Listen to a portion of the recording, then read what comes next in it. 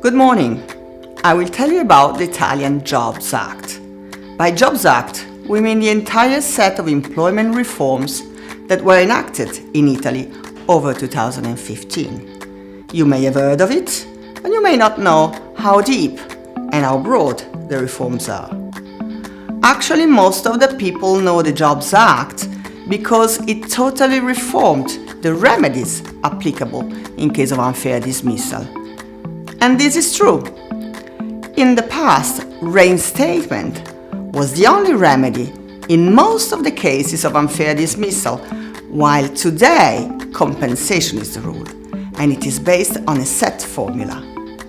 So employers' potential liability is totally predictable, and this is great news for employers.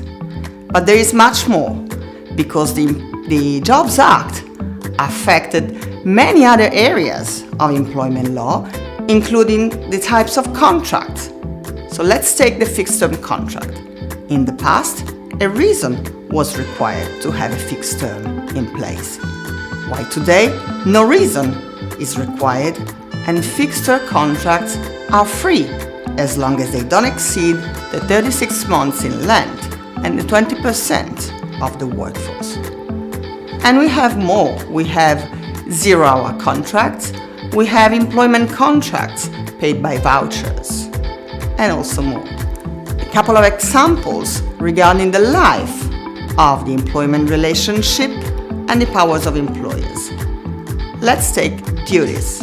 Employers not only have the power to change the employee's duties without their consent if the new duties are of the same level, but also can they change the employee's duties without their consent to a lower level, as long as there is a change in the organization that affects the jobs of the employees. So more flexibility for employers. And also the monitoring of the employee's activity.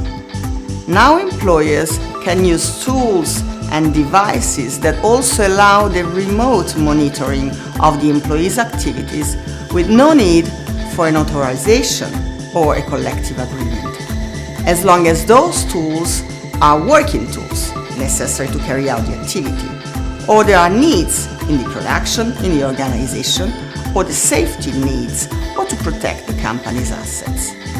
What is important is that the data gathered through this monitoring can be used for all the purposes in the employment relationships, so including disciplinary purposes.